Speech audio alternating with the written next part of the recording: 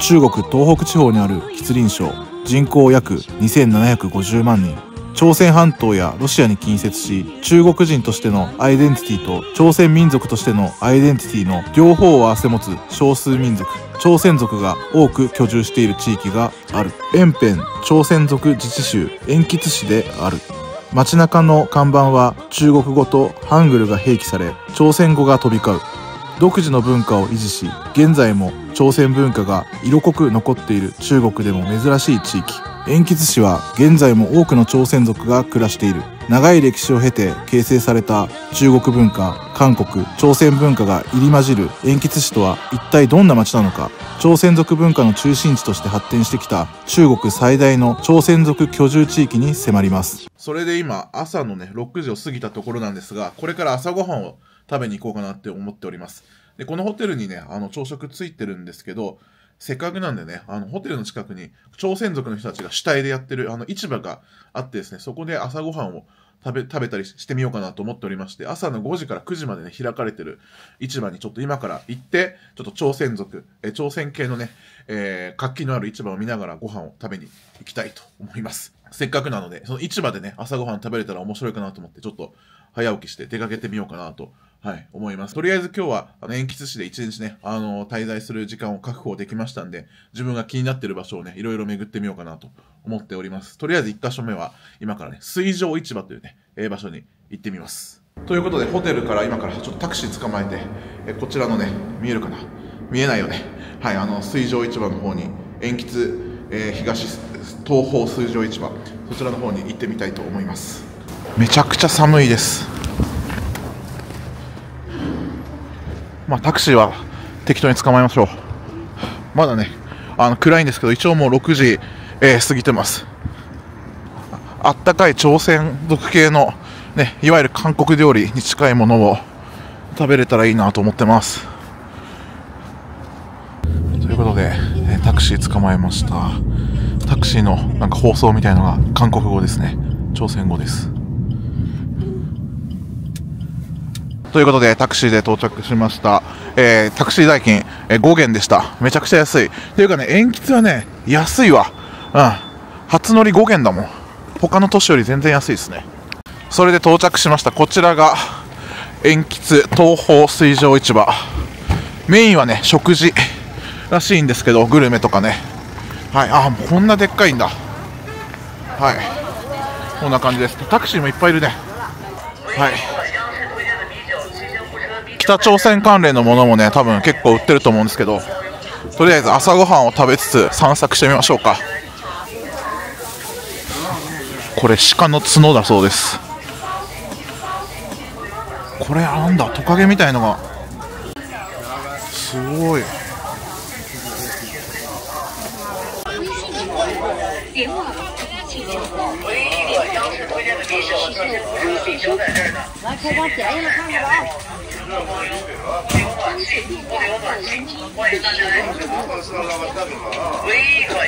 韓国のおでんと一緒ですね。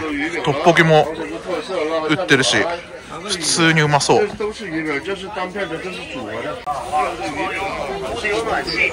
れマッコリのお店ですね。すごい大量ですね。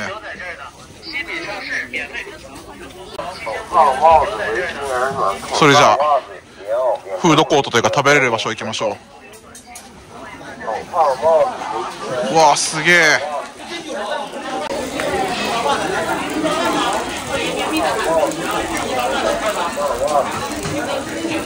すごい海鮮チヂミです。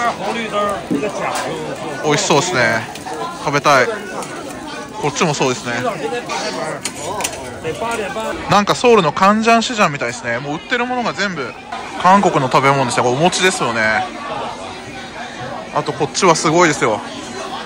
もうキムチの山、全部キムチ。うまそう。わー、すごい美味しそう。このたい焼きがうまそうですね。ちょっと一通り見ましょう。食べ物めっちゃあるわ。うまそう。あーすごいね。朝の9時までしかやってないんですよ。なんでちょっと急いできました。あと朝鮮人参とかすごいいっぱい。これすごい高級品ですからね。すごい奥までたくさんお店があります。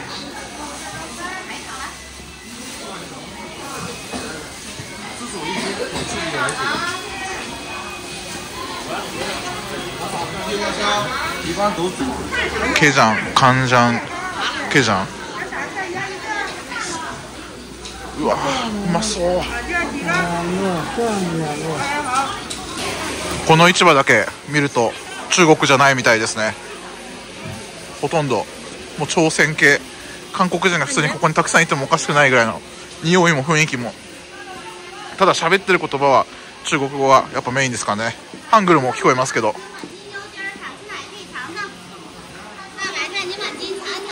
すごい大規模ですね。すごいタコキムチ、うまそう。変わったいなり寿司みたいのもありますね。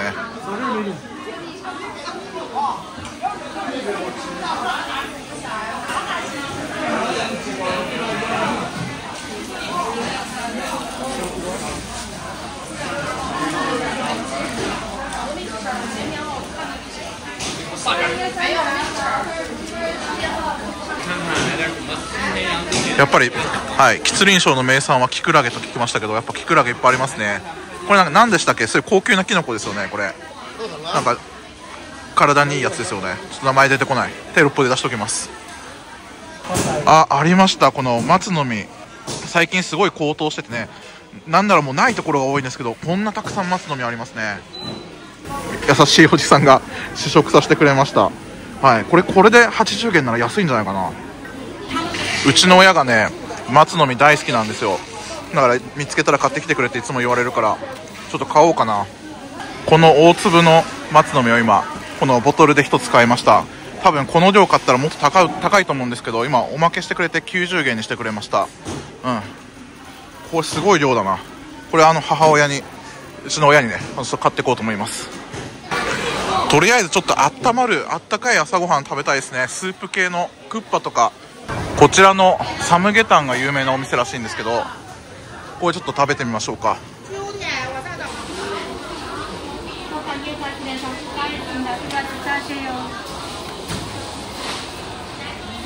お店の中はこんな感じですかね。若干やっぱ中国が混ざってるような感じするけど。で今サムゲタン頼みました。これですね。もうすぐ来た。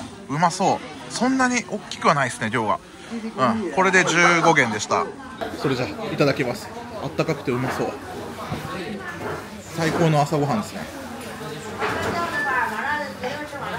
やばい、めちゃくちゃうめえ。これ最高の味付けですね。濃すぎず薄すぎず、結構ねブラックペッパーがすごい効いてて癖になる。ひたすら飲めそうなスープですね。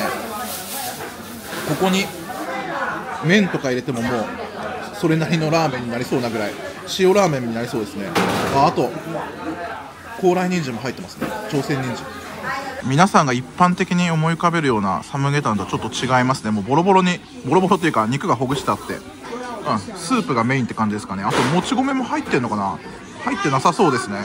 これナツメグとか漢方、クコの実はすごい入ってますけど、これちょうどいいですよ。この量でどうせ山盛りあっても食べれないから。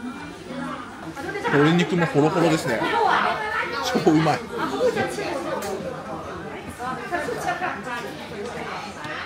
サムゲタン美味しかったです。でもまだちょっと食べたいですね。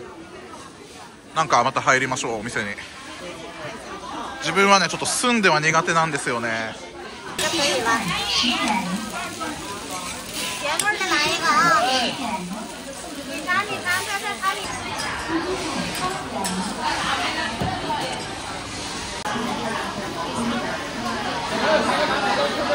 ホットクも売ってますね。最近も売ってるんかな。昔ミョンドンとか行くとこのケランパンいっぱい売ってたけど、ちょっとこの海鮮チヂミ食べたいんで帰ってみます。1枚16元でした。アリペイで払いました。ちょっとこれ買って外で食べましょう。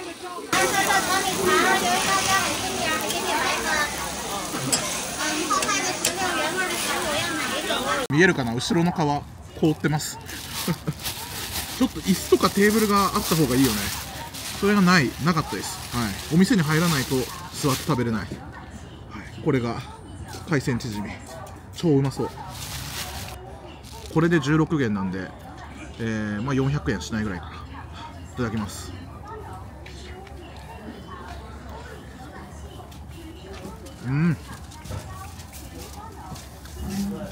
出来たてでうまい。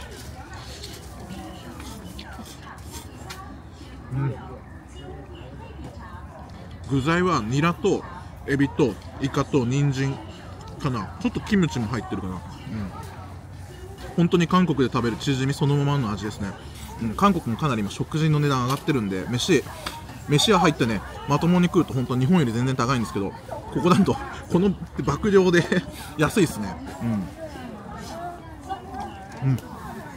市場の雰囲気を言うともうほぼ韓国のカンジャンシジャンに近いなっていうふうに思いました。まあ、若干ねチャイニーズの文化が混ざってる部分もあるけど、ほとんど朝鮮ですね。で人々はねすごい優しいですよ。いっぱい試食させてくれるしね、そんなにしつこくもない。そんなにしつこい客引きがあるわけでもないって感じですね。ガヤガヤはしてるけど、あと食べ物がやっぱりすごい新鮮そうに見えました。はい、ということで水上市場こんな感じでした。食べ物メインですね。生鮮食品とか、そういうものばっかりかな。雑貨とか日用品とかそういったものは売ってなかったですね。なのでそれを見に次のね市場があるんですけど、そっちの方に行ってみようと思います。はい、次は塩吉西市場っていうのがあるんですよ。そっちの方にちょっと今から行って雑貨とかいろいろ見てみようかなと思います。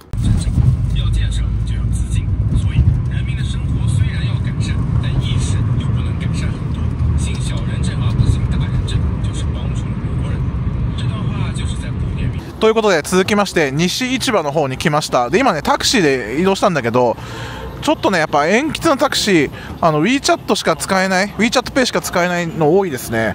アリペイ不可っていうところやっぱ多いです。地方に行くとねアリペイ使えない率高いっていうのは知ってたんですけど、意外と使えない時があるなと思いました。今の乗ったタクシーもダメだったんで、はい、WeChat で払いました。でこちらのね西市場めちゃくちゃ巨大なんですよ。1階からね5階まであって売ってるものがいろいろすごいたくさんある。さっきはね、水上市場、食品特に生鮮食品がメインで朝ね終わってしまうっていう本当に日本にもあるような市場と一緒だったんですけども、今回こちらはねもういろいろショッピングモール的な感じになってるのかな。あと業務用みたいな、あとねこの市場の中に北朝鮮からこう流れてきた骨董品とかね、昔使われてたものとかそういったものがマーケットで売られてるというのも聞いたんで、ちょっとその辺も見てみたいなと思います。ミニストップがありますね。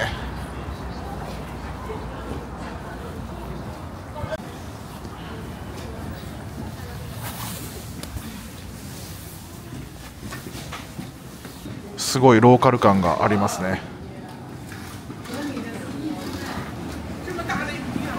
入って一発目はやっぱ食品ですかね。乾物系が多いと思います。韓国でもよく食べる干したタラのあれですね、スープとかによく使うとか、スルメとか、この辺のタラも北朝鮮産らしいですからね。全部北朝鮮で採れたやつですよね。こちらはキムチとかですかね。朝鮮族手作りみたいな書いてあります。まあ食品関係はさっき見たんでね、ちょっと他のものを見たいですね。こういう朝鮮族の人が使ってる食器とかもいっぱい売ってるんだ。今一気に最上階の5階に来たんですけど、フードコートになってました。めっちゃ綺麗、ピカピカですよ。韓国系朝鮮料理と、中華料理、冷麺のお店とかですかね。すごい広いです。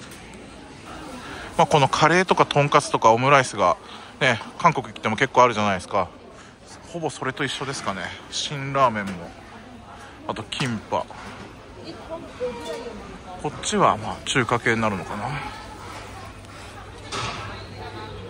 な。骨董品市みたいなとこ行きたいんですけどね、それがここにあるって言ったんですけど、この周りに別にあるのかな、ちょっと探してみます。なぜかロシア語も書いてありますね。やっぱ関係があるのかな。この辺は多分、この鉛筆とか吉林省の特産品、北朝鮮のもあるかもしれないですね。朝鮮人参系多いですね。さっきの市場もありましたけど、このヤモリの干したやつとかすごいな。この辺ちょっとありそうな匂いしますね。でも乾物ばっかだな。一応朝鮮族のなんかお土産みたいなの売ってますけどね。この北朝鮮の通貨はよくどこでも見るんですけど、なんならホテルでも売ってましたから、こんな風にね山積みになってるんですけど、キム・イルソンバッジが欲しいんだよな。そういうやつとかないかな。すごい量のカニですね。タラバガニとか松葉ガニ大量に売ってます。いくらぐらいなんだろう。ちょっと食べたいですね。で今ねここで朝鮮っていう字が赤い布で隠されてるんですけど、これ全部北朝鮮の海で持ってきた取れたものを多分やってるんですよね。すごいですね。カニの敷き詰められ方が半端ない。めっちゃでっかいロブスターとかもあるし、こんなでっかいカニとか、うわーすごい。これが北朝鮮の海で取れたんですよね。はい、こちらの海産物ほとんど北朝鮮からね輸入した、ものですごいでかくて美味しそうですよ。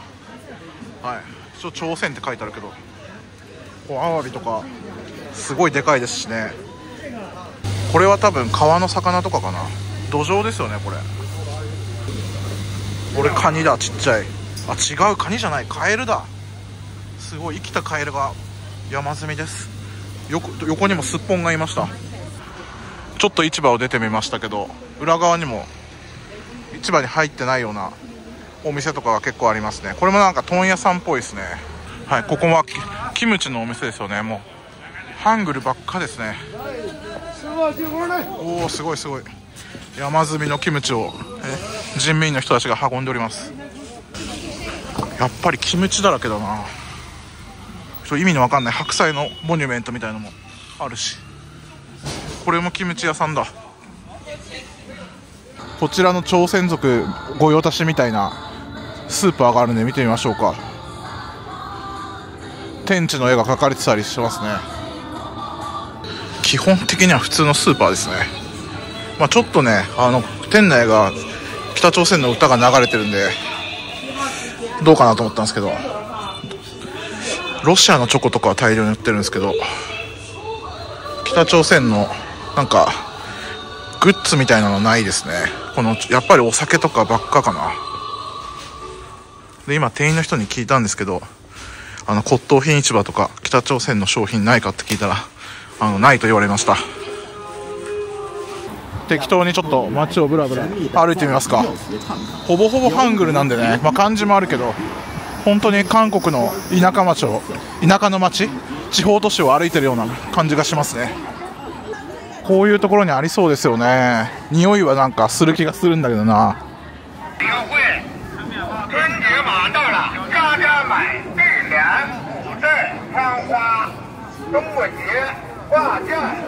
結構歩きましたけどやっぱりなさそうですね。そういった食品以外の北朝鮮のものみたいなやつは売れないよね。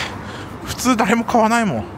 いろいろこの街歩いてるだけでも面白いですね。明らかに他の中国の街とは雰囲気が違うんで、普通にねジャージャー麺とか食べるんだよね。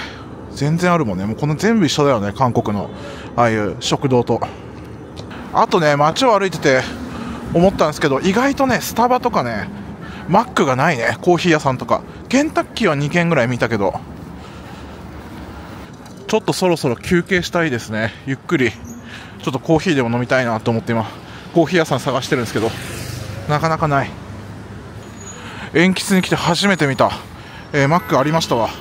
で今はちょっと見えないですが、あそこにコーヒー屋さんもあったんで行きます。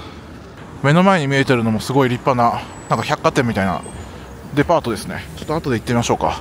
とりあえず寒くてねコーヒー飲みたい。ちょっとこちらのコーヒー屋さん、入ってみましょう。めっちゃいい感じのカフェに入りました。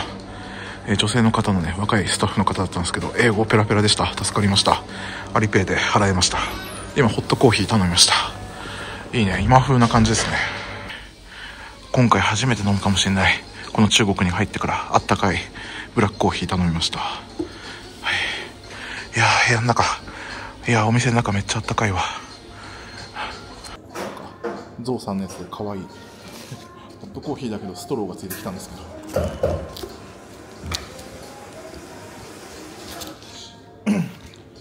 ただきます。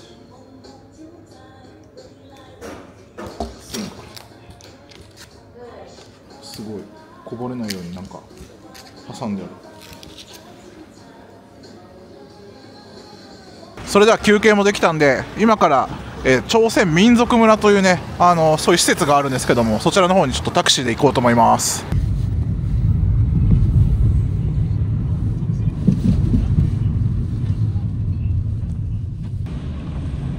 不用，直接去就行，他就给你换了。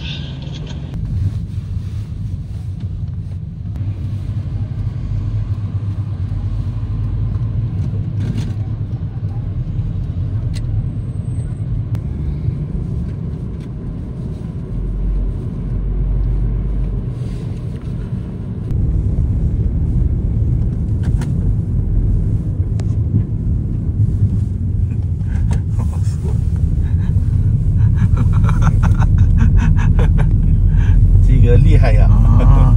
牛が渡ってました。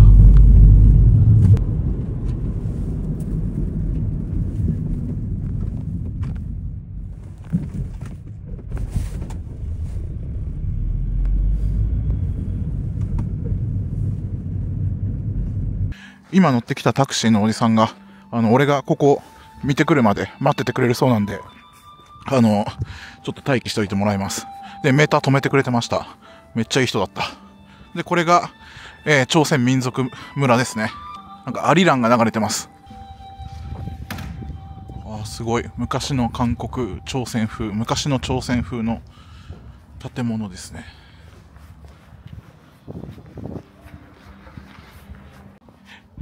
せっかく来たんですけど、なんか特にお店やってないんですけど、こんなもんなのかな。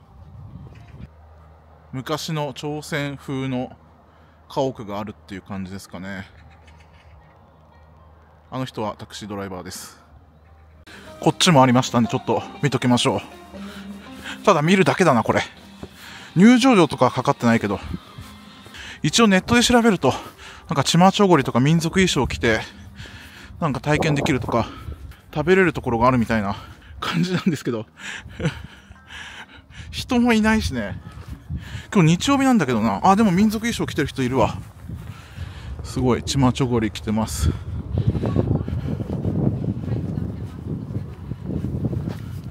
なんかここ民宿って書いてあるけど、あ、鍵もかかってる。ここに泊まれるってことなのかな。どうなんでしょう。スタッフもいないしね、窓口みたいなのないんだよね。とりあえず来たっていうだけでこれ終わっちゃいそうだな。何にもない。食事とかもね、なんかできるような感じの記事を見たんだけどな。まあ街で食べればいいか。はい、さっき通り過ぎてしまったけど、ここっぽいですね、入り口。なんか電話しろって書いてあるな。あ、入れない日曜日だと閉まってんのかな。すいません、もうじゃあ朝鮮民族村以上です。街に戻ります。ここでね、衣装を借りて街をブラブラできるっていうだけみたいです。はい。ちょっと予想と違ってた。いろいろ見たりできるかと思ったんですけど、それだけだったんで、戻りますね。それじゃあホテルに戻ります。運転手さん待っててくれました。ありがとうございます。ということで、ホテルに戻ってね、ちょっと休憩してたんですけど、今2時半ぐらいですけど、近くにあるね、延吉大学、はい、近くにあるね、ちょっと大学に行ってみようかなと思います。で、大学もなんか、いろいろ見どころがあって、で、その周りもお店いっぱいあるんでね、その辺も面白いって聞いたんで、ちょっと行ってみたいと思います。ということで、大学の前に来ました。延平大学ですね。延吉の中で一番大きい大学です。で、ちょっと見えちゃったんですけど、ここもね観光スポットです。これちょっともうちょっと暗くなってから来ようと思います。あとこの辺はね大学生の方がたくさん住んでるということで、コーヒー屋さん、カフェとか、あとお手頃に食べれる、レストランとか料理多いみたいです。この辺来ると結構いろいろ充実してるのかなと思います。日式料理もあれ、日本料理屋もすごいいっぱい入ってるんですよ。あんま見なかったけどね、今回この辺に集中してますね。日本人留学生とか いたりとか、若い子たちに日本食すごい人気だから来てるのかな。はい、ちょっといろいろこの辺まだ後でブラブラします。立派ですね。この中の博物館があるんですけど、そこに行けたらなとちょっと思ってます。今警備員の人にね聞いたんだけど分かんなかった。全くちょっと会話にならなかったというか、もう僕が分かんないのもあるんだけど、翻訳使ってもね違って、もしかしたら日曜日はやってないってことなのかな。でもねアプリだとやってるんだけどな。どっちなんだろう。5時までだから早く入りたいんですけど、なんかここにありますね、お店っぽいのが。こっから行けるんかな。ちょっと行ってみますか。大学の商品とかも売ってるみたいだけど、楽しそうな学校ですねこれね。ちょっとお店の人に聞いてみよう。学校の購買みたいな場所かな。すごいシャレオツ。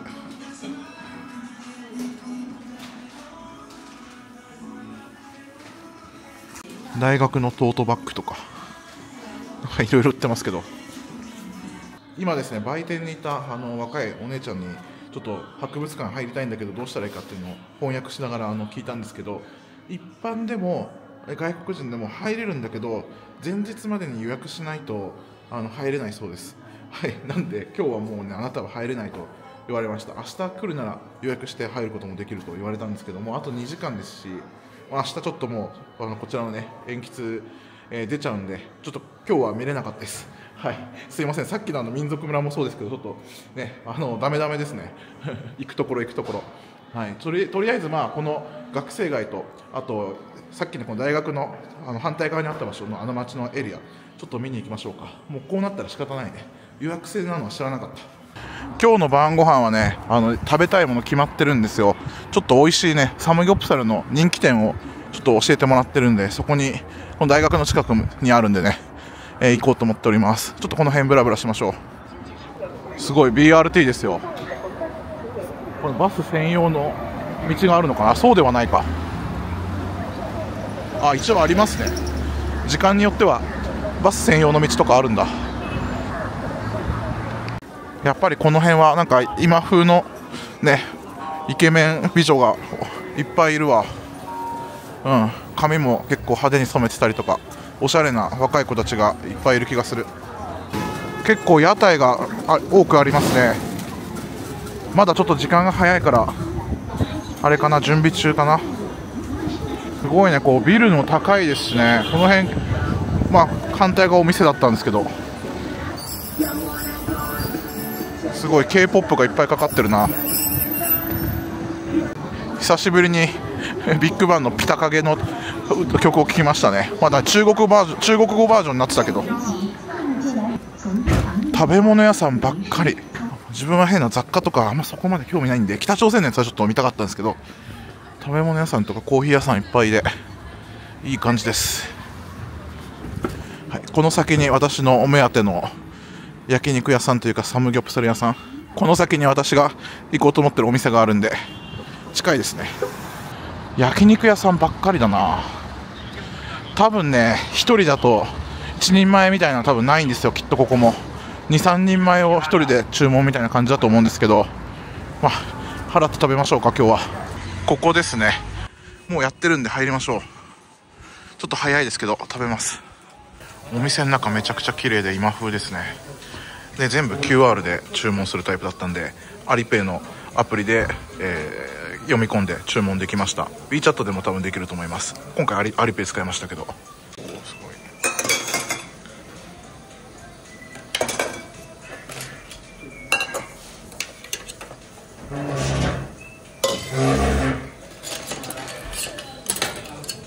すごいバンチャンがたくさん来ました。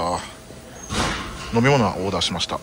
このねニンニクのこの緑色のやつ、これ市場でいっぱい見たんですけど何か分かんなかったんですけど、何なんだろうと思ったんですけど、まさか出てくるとはあとおかずのあれが多いですね。お肉も来ました。すごい本物の炭火ですね。ちょっとじゃあ今日スプライトで乾杯します。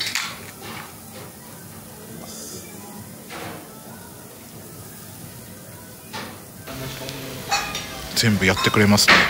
はい、あとこれはホルモンですね。白いのはエリンギだと思いますけど、うまそう。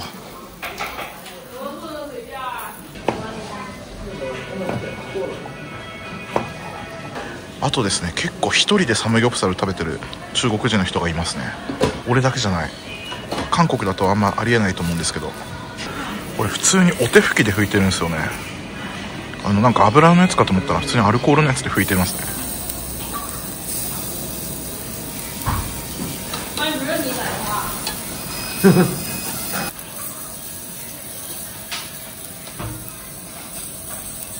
だいぶ焼けてきたんでもう食べていいそうです。はい、じゃあいただきます。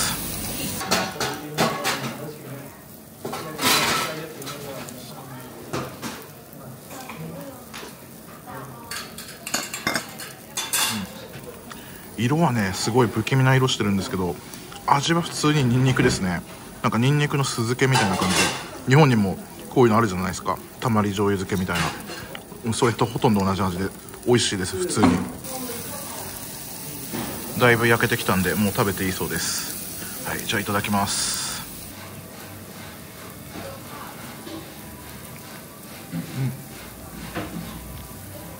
普通にうまい。キムチがめちゃくちゃ美味しくて、バンチャンで無料でねついてくるの忘れてて普通に注文しちゃいましたもったいないことしたな。あとビビンバも頼みました。これめっちゃうまそう。これねめっちゃ安かった。これで18元だった。う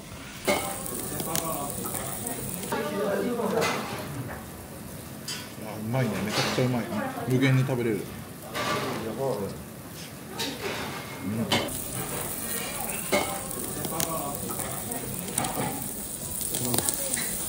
はい、ということでお腹膨れました。めちゃくちゃ美味しかったですね。正直言って韓国で食べるサムギョプサルともう遜色ないと思いました。値段もそんな高くないですし、今あれだけたくさん食べて157元なんで3000円ぐらいかな。他のお店ね一食に比べれば高いかもしれませんけど、あれだけ食べてこれぐらいの金額だったらね全然ありかなと思います。韓国より安いんじゃないかな。美味しかったです。それで最後にですね、さっき大学の前にあったビル群というか雑居ビルみたいなところ、あそこがすごい写真撮影スポット、映えスポットになってるんで見に行きましょうか。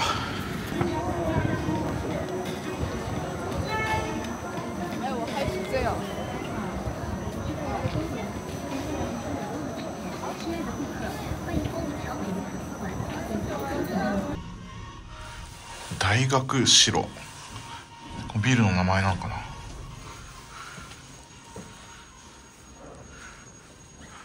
ここがなんかスパなんですよね。あんまって書いてあったんですけど、ちょっと気になるな。ということで成り行きで足のマッサージを、フットマッサージですね、60分で100元、2000円ちょっと、これ安いんじゃないかなと思ってやってみることにしました。メニュー表見ると100元じゃなかった、88元ですね。全身で98か。ちょっともう足が疲れたんでやってもらいます。今着替えたんですけど、なんかめちゃくちゃ綺麗ですし広いし、なんかタイのマッサージよりなんか高級な感じがしますね。これで100元以下なら安いんじゃないですか。ということで久しぶりにマッサージ受けました。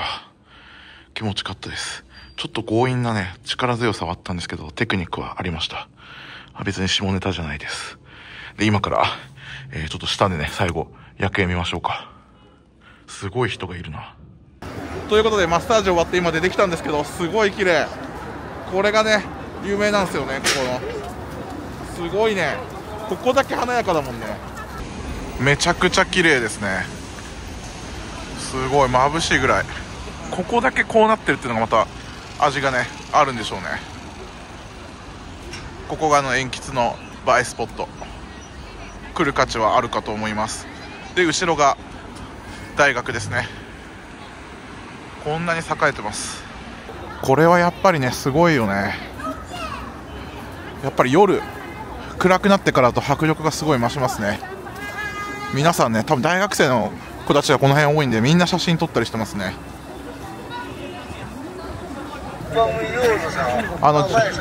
重慶の時もそうでしたけどすごいみんな写真屋さんとか生配信してる人ばっかで、さっきね初めて日本人に会いました。大学生の子でしたね。会いましたっていうか全然知らない人ですけど、日本語で喋ってて、俺もこういう風に撮ってたら日本人ですかって言われてちょっとだけ喋りました。多分20歳ぐらいの女の子だったと思う。すごいねYouTuber じゃないけどこの配信者みたいなライブ配信してる人もめっちゃいる。とりあえずこれが見れたんで満足しました。正直言えばね韓国とかあと日本の東京でもこれぐらいネオンがね看板とかが光ってるところなんかいくらでもあるんですけど、こういうの密集しててここだけっていうのが多分面白いんだと思いますね。とりあえず今回こんな感じで、中国の吉林省朝鮮永続自治区の延吉市、1日だけですけどね滞在していろいろ見てみました。結構面白い街だと思います。全然中国なんだけど中国じゃないみたいなところが面白いですね。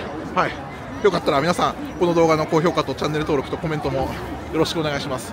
はい、一旦これで終わります。次回ですねこの延吉市を出てちょっと違う街でまた滞在するので見てください。ご視聴ありがとうございました。